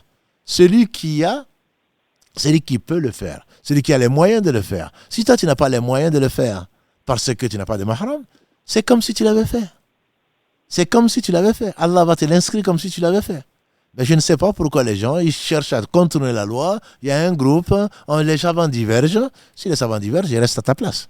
Tu n'es ni savant, ni quoi que ce soit. Si les savants divergent, abandonne ce qui te met dans un doute pour ceux qui ne t'y mettent pas. Et je suis convaincu que celui qui croit en son Seigneur subhanahu wa ta'ala, qui lui fait confiance, c'est qu'il est sage et il ne doute pas de la récompense qu'il aura. Mais nous, on est là. Non, mais c'est quand même dommage. Je ne suis pas encore marié, mais comment je vais voir le pèlerinage? Quand tu seras le pèlerinage, ce n'est qu'un moyen. C'est un moyen d'adoration. Quand tu vas faire la Umrah, ce n'est qu'un moyen pour te rapprocher d'Allah. Si tu peux te rapprocher d'Allah en ne désobéissant pas au prophète sallam, c'est le meilleur des moyens. Ce n'est pas un but en soi que d'aller à la Mecque. Ce n'est pas un but. Le but, c'est l'agrément d'Allah. Tu vas pour adorer Allah. Si Allah te dit ne le fais pas, ou certains savants disent non, mieux vaut ne pas le faire, d'autres disent on peut le faire, mais moi je préfère m'abstenir et je suis confortablement installé devant mon micro et j'espère que j'aurai la même récompense que si je l'avais fait. J'économise l'argent, j'économise le temps, j'économise des efforts et Allah m'aura éprouvé et j'espère que j'aurai réussi mon examen. Barakallahu fik. Allah yarfik. Allah vous récompense pour tous ces magnifiques rappels. Barakallahu fik. Ma soeur. Ainsi que tous les frères. Ouais. Jazakillah. Salam alaikum. Alaikum salam wa rahmatullah. On va prendre un dernier appel, Inch'Allah, et après on va arrêter les appels. Allô, salam alaikum. Salam alaikum. Alaikum salam wa rahmatullah. Alaikum salam wa rahmatullah. Barakallahu fik, imam. Moi, Allah j'ai une yafik. question, en fait, sur tout ce qui est halal, en fait. Parce que moi, j'ai un problème au niveau des Carrefour Market ou bien des supermarchés. Je ne sais pas, est-ce que c'est autorisé en tant que musulman de manger les poulets qu'on vend dans les supermarchés? Merci. Donc, la question du frère pour les sœurs et frères d'Instagram, c'est est-ce que, sans citer de magasin, est-ce que les poulets marqués halal sont halal ou pas? Oui, c'est ça. Voilà. Donc, la réponse, c'est que pour toi, c'est halal. Mhm. Pour eux, si c'est halal, tant mieux pour eux. Si c'est pas halal, ils vont payer. Donc, il est évident que Allah est pur. Il n'accepte que ce qui est pur. Donc, tu te dois de chercher. Tu rentres dans une boucherie qui se dit halal et on vend du vin. Bien entendu, moi, je n'achèterai pas. Parce que je ne le crois pas, parce qu'il est maudit à cause de la vente. Et dans ce qu'il gagne, il fait partie de la chaîne des 10 personnes maudites à cause de l'alcool. Donc, moi, je n'achèterai pas. Je ne dis pas qu'il ne faut pas acheter. Je ne dis pas que ce n'est pas halal. Moi, je n'achèterai pas parce qu'il ne m'inspire pas confiance. Par contre, si c'est écrit halal, mosquée de Basokambo, mosquée du Mirail, mosquée de Chine, mosquée de ceci, qui disent que c'est halal, si je n'ai pas un meilleur endroit, si je n'ai pas le choix entre ce que je ne vais pas faire de la publicité, certaines marques qui sont connues et respectées par les musulmans, si j'ai le choix entre deux choses, bien sûr que je vais faire mon enquête et je préférerai les marques dignes de confiance. Mais si ce n'est pas le cas, je ne peux pas non plus mettre en cause, non, ça c'est pas halal. Je peux ne pas le manger. Mais celui qui le mange, il a mangé halal, à ma connaissance. Parce qu'il s'est basé sur l'étiquette. Mais s'il sait que ce sont des arnaqueurs, qu'il y a des mosquées qui trafiquent juste pour avoir une prime, il doit s'en écarter. Al-halal bayin ou al-haram bayin. Normalement, ibn Bashir, Al-Agré, ça fait partie des 3 hadiths on dit sur lesquels la religion est basée. Le halal est évident, le haram est évident. Entre les deux, il y a des choses douteuses. Quand tu doutes, mon frère, ne le mange pas. Surtout que tu es à côté du poisson, tu es à côté des œufs, tu es à côté d'autre chose, tu as le repas végétarien. Pour ton cœur, quelqu'un est venu demander au prophète sallallahu alayhi wa sallam, il lui a dit, il n'a pas, même pas avant de l'interroger, il a dit, n'est-ce pas que tu es venu m'interroger sur le péché? Il a dit, effectivement. Il dit, le péché, c'est ce qui s'incruste dans le cœur et qui ne le quitte pas, même si, malgré les fatwas. Et donc, si toi, ton cœur n'est pas tranquille, ne le mange pas. C'est tout ce que je peux te dire. Mais ne dis pas à celui qui le mange qu'il est moins pieux que toi ou qu'il a mangé du haram. Tu n'as pas le droit. Ouais. Voilà. Pour toi, ça ne te tranquillise pas, même si, et c'est ce qu'on dit, hein, c'est quand on t'amène quelque chose égorgé par l'imam de la Mecque. C'est un veau égorgé par l'imam de la Mecque. Et on te le donne, on te dit, ça c'est du porc. Si tu en manges, tu as mangé du porc. Parce que tu pensais que c'était haram, mais tu l'as quand même mangé. Par contre, on t'amène du porc. Et on te dit, ça c'est du veau. Tu en as mangé, tu as mangé du halal. Donc c'est la violation de la limite. Allah, il est jaloux. Allah, il a interdit des choses pour notre bien. Le fait que tu te dis, mais c'est pas grave. Allah a interdit ça, mais c'est pas grave. Donc là, tu viens de faire un péché grave, même si au fond, la chose est permise. Ok. Donc, si ton cœur n'est pas tranquille, mon frère, ne le fais pas. Mais c'est que ce sur quoi j'insiste, hein, c'est pas que pour toi, c'est pour tous les frères et les sœurs. Ils sont tellement exigeants sur le halal, et en même temps, ils font du haram. En doutant, en mettant en cause la licité des choses, alors qu'ils n'ont pas de preuves. Pour que tu dises que c'est haram, il faut avoir des preuves. Okay. Et l'imam Ahmad, qu'il fasse miséricorde, je m'arrêterai sur ça. On lui fait dire, et il n'est pas le seul, il n'est pas forcément le meilleur non plus, on lui fait dire quand on vient lui demander des choses sur lesquelles il est pratiquement sûr que c'est haram, il disait souvent, moi je n'aime pas ça. Moi je ne le fais pas. Chez nous, ce sont des choses dont on s'écarte. Alors qu'il est convaincu que c'est haram. Mais il ne dit pas c'est haram. Il dit, moi je n'aime pas. Moi je ne le fais pas. Je pense qu'il faut avoir cette attitude des gens pieux et ne pas juger parce que quand tu dis c'est haram alors que ça ne l'est pas, quelque part on s'est pris pour Dieu. Et ça, ce n'est pas l'attitude des gens qui sont pieux. Wallahu a'lam wa a'lam. Ok. D'accord, merci beaucoup, c'est gentil. Avec plaisir, barakallahu fik. Cheikh, je te propose de nous arrêter là pour les questions des appels. Donc, on s'excuse de ne pas pu prendre toutes les questions. Et il y a eu beaucoup de questions aussi, notamment écrites. Inch'Allah, n'hésitez pas aussi à envoyer par message privé, même si on est débordé. Et on essaiera de répondre dès qu'on pourra, Inch'Allah. Et soyez surtout patient parce on est énormément sollicité. Alhamdoulilah, vous êtes de plus en plus nombreux à nous suivre. Et barakallahu fikoum, vraiment, qu'Allah vous récompense. Donc soyez patient pour les réponses. Je te pose juste, Cheikh, une dernière question qui va faire la transition peut-être pour faire un rappel sur l'investissement durable. Une personne dit pendant les 10 dernières nuits, quelle est la zakat, donc je pense le don le plus conseillé à faire? Alhamdulillah, effectivement, c'est une très bonne question. De fin de live, l'adoration, c'est tout ce que Allah aime et agrée parmi les actes du cœur, de la langue et des mains. Donc le prophète sallallahu, comme on a dit, il était le plus généreux des hommes, encore plus généreux pendant le Ramadan. Les 10 dernières nuits, imagine simplement que tu as soutenu la mosquée par les 20 euros, et on en cherche 2000 pour que la mosquée soit indépendante, et c'est ce qu'on espère. Ce n'est pas pour payer qui que ce soit ici, ni c'est pas un salaire. Non, c'est simplement parce que c'est le meilleur endroit sur la terre. Je ne parle pas bien sûr de cette mosquée, de toutes les mosquées. Et c'est les maisons d'Allah, les entretenir fait partie, bien entendu, des choses les plus aimées d'Allah. Si c'est aimé d'Allah, nécessairement, ça fait partie des choses les meilleures choses à réaliser. Et si on veut être indépendant, c'est parce que sans indépendance, tu ne peux pas dire la vérité. Tu peux pas dire, tu vas te sentir obligé de mentir sur le compte d'Allah, ce qui est le pire des péchés. Et donc, si nous cherchons ça, ce n'est pas pour nous enrichir, c'est uniquement pour que Allah soit satisfait de nous et de vous, parce que c'est facile de critiquer. Mais donner, c'est difficile. Sauf que, comme l'a dit le prophète, as-sadaqatu burhan. C'est que la sadaqa, c'est que tu donnes, le don est une preuve de ta foi. Et par conséquent, on invite les auditeurs de nous soutenir. Pas de soutenir personnellement, ni Mohammed, ni Karim, ni qui que ce soit. C'est pour soutenir la maison d'Allah, c'est pour témoigner de sa bonté, de sa miséricorde, et qu'on aime les gens qui aiment cette maison, qui s'en occupent, cette maison ou une autre.